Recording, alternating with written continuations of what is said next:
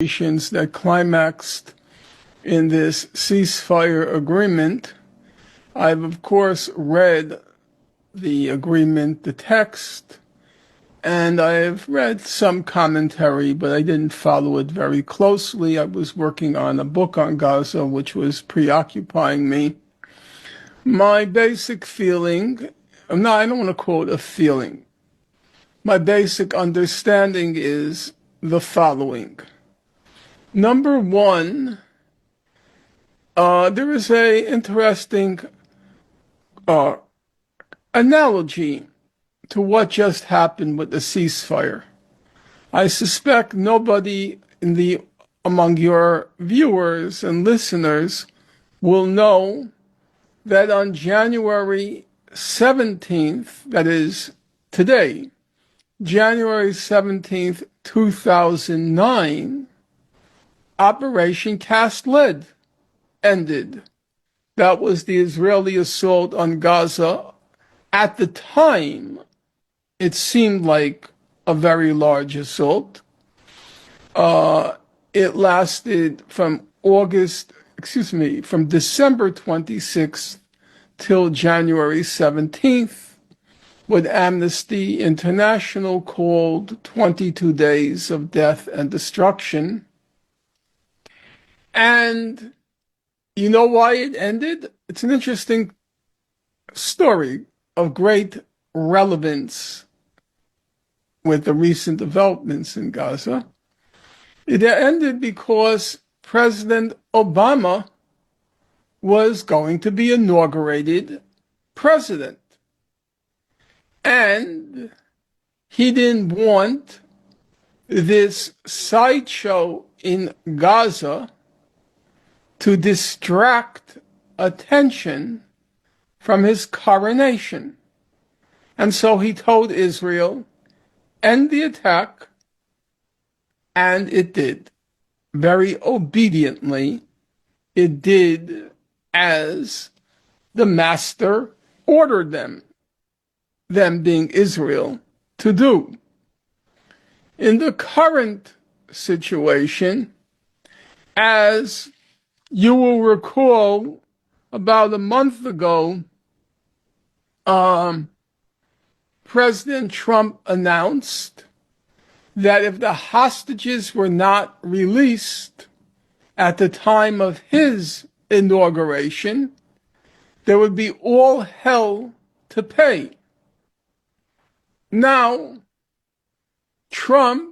President Trump, he didn't want to begin his presidency by having to unleash a savage assault on Gaza.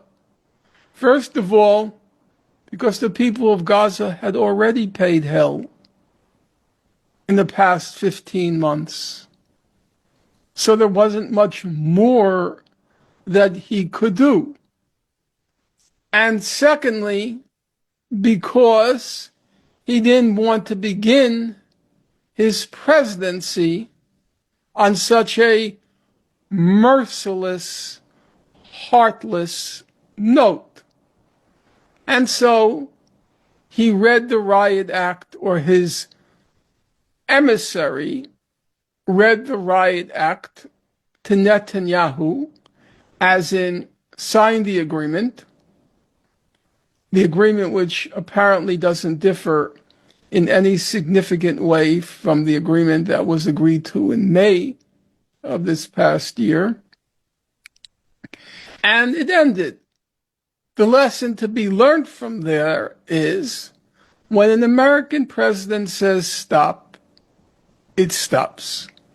All this talk about Americans having no power, that Netanyahu doesn't listen, and so on. It's just nonsense.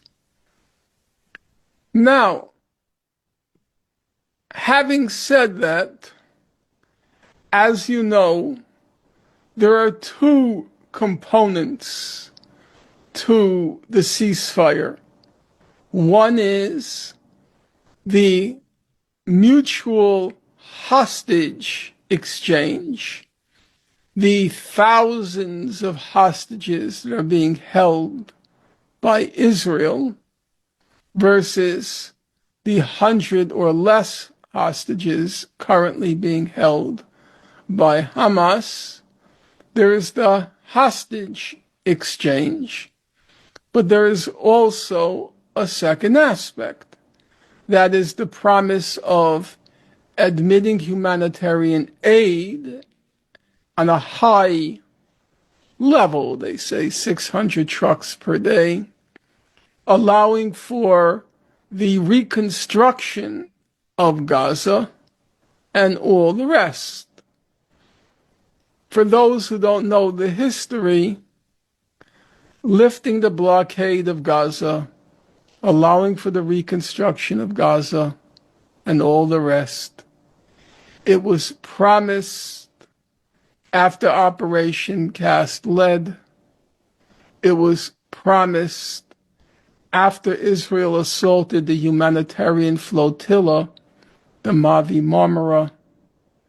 It was promised after Operation Pillar of Defense in 2012. It was promised after Operation Protective Edge in 2014, and nothing came of it. As at the time of Operation Pillar of Defense, the defense minister was AUD Barak, and he said they were signing an agreement to end the operation, these high-tech killing sprees.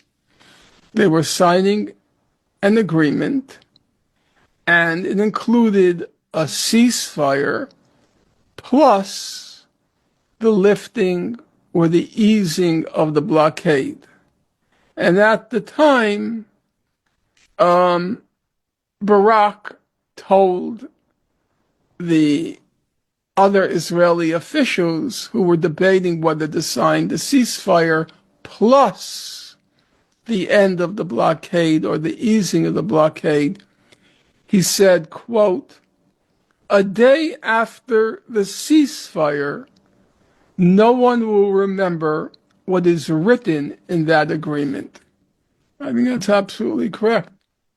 I think after the ceasefire and the exchange, the mutual exchange of hostages between Israel and Hamas, all the promises about admitting humanitarian aid and allowing for the reconstruction in Gaza, all of that will vanish like snow in a spring sunshine.